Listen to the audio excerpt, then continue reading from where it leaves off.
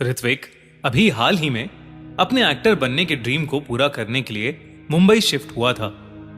यह शहर उसके लिए बिल्कुल नया था। वो यहां पर आकर 3 लड़कों के साथ एक 1 BHK फ्लैट शेयर कर रहा था। वो तीनों लड़के भी एक्टर बनना चाहते थे और वो भी कई सालों से मुंबई में ही रह रहे थे। उनके सामने ऋत्विक एक नौसिखिया था, इसलिए ऋत्विक को लगा था कि शायद वो लड़के उसे भी मुंबई में रहने के तौर तरीके सिखा देंगे। लेकिन उनमें से एक लड़का विनय ऋत्विक को बिल्कुल भी पसंद नहीं करता था और उन दोनों का छोटी छोटी बातों पर अक्सर झगड़ा हो जाता था। ऊपर से ऋत्विक को मुंबई में कोई काम भी नहीं मिल रहा था। वो रोज 3-4 ऑडिशंस देता था, पर उसे आज तक कभी भी कोई कॉल बैक नहीं आया था। अब ऋत्विक बहुत उदास रहने लगा था। एक बार विनय ने उसके साथ एक प्रैंक करने का सोचा। उसने एक फेक प्रोडक्शन हाउस की ईमेल आईडी बनाकर ऋत्विक को उस आईडी से एक ऑडिशन मेल भेजा। उस ईमेल में लिखा था कि ऋत्विक को एक नई हॉरर मूवी के लिए शॉर्टलिस्ट किया गया है।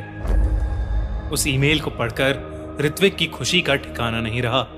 इतने वक्त से वो ऐसे ही किसी मौके का इंतजार कर रहा था।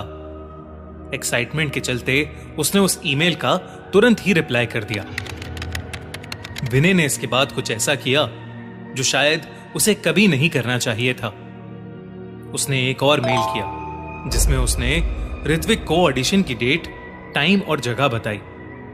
मेल में लिखा था कि ऋत्विक को अगली रात 11 बजे डिसूजा चौल पहुंचना था। डिसूजा चौल ये कोई मामूली चौल नहीं था, बल्कि लोगों की माने तो ये एक हॉन्टेड जगह थी। इस चौल में रहने वाली एक औरत की कुएं में गिरकर मौत हो गई थी और उसके बाद से उस चौल में भयानक चीजें होना शुरू हो गईं। पड़ोस में रहने वाले लोगों ने रात में बाहर निकलना छोड़ दिया था। सब जगह खबर फैल गई थी कि उस चौल में बने कुएं के पास अक्सर सफेद साड़ी पहने एक औरत भटकती है। मुंबई में रहने वाले ज्यादातर लोगों को इस चौल के बारे में पता होता है, पर ऋत्विक डिसूजा चौल के बारे में कुछ भी नहीं जानता था। हालांकि उसे ऑडिशंस की टाइमिंग्स देखकर थोड़ा अजीब तो लगा, पर उसने सोचा कि यह उसकी लाइफ की पहली अपॉर्चुनिटी है और उसे इसे छोड़ना नहीं चाहिए। ऑडिशन की रात ऋत्विक तैयार होकर डिसूजा चौल पहुंच गया। डिसूजा चौल के गेट के सामने आते ही उसे अचानक से ठंड लगने लगी और एक अजीब सी घुटन महसूस होने लगी। पर हैरानी की बात तो ये थी कि डिसूजा चौल बंद था।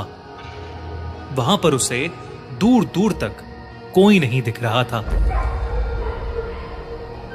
वो इलाका बिल्कुल सुनसान था और ऋत्विक को वहां पहुंचकर ठीक नहीं लग रहा था। ऋत्विक वहां से वापस जाने ही वाला था कि तभी उसके कंधे पर किसी ने हाथ रखा। लेकिन जब वो मुड़ा तो वहां कोई नहीं था, पर अब उस चौल का गेट खुला हुआ था और अंदर से एक रोशनी आ रही थी।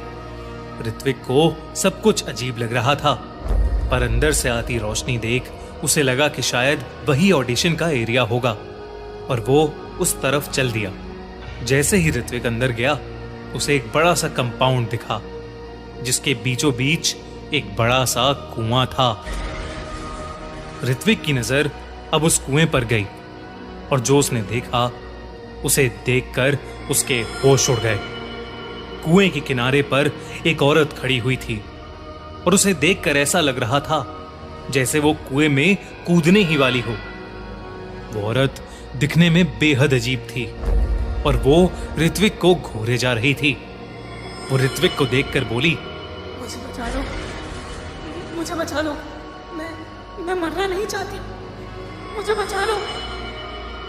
ये देखते ही ऋत्विक ने उस औरत को आवाज लगाई और उसे बचाने के लिए भागा, पर उसके आवाज लगाते ही वो औरत कुएं के अंदर कूद गई।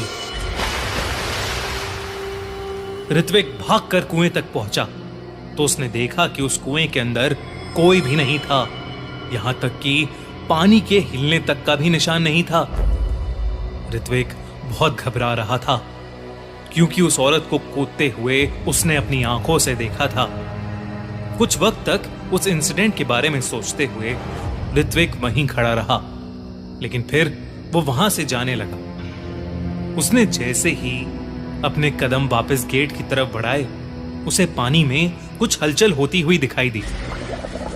ऋत्विक ने फटाफट अपने फोन की टॉर्च ऑन की और उस कुएं में झांक कर देखने लगा। अचानक पानी के ऊपर से एक सड़ा गला इंसानी हाथ आया और उसने ऋत्विक का हाथ पकड़ लिया। वो हाथ उसी औरत का था, क्योंकि उसकी कलाई पर चूड़ियां थी। ऋत्विक उस गले हुए हाथ की जकड़ में था और वो बुरी तरह से डर के मारे हाफ रहा था। उसने किसी तरह अपना हाथ छुड़ाया और कुएं के पास ही गिर गया। देखते ही देखते वो डूबती हुई औरत बिना किसी रस्सी के कुएं की दीवार से ऊपर चढ़ने लगी। उसका पूरा शरीर गला हुआ था और उसका चेहरा बहुत ही ज्यादा भयानक था। ऋत्विक के पैर वहीं जम गए। उस औरत को ऊपर आता देख उसकी जान सूखी जा रही थी।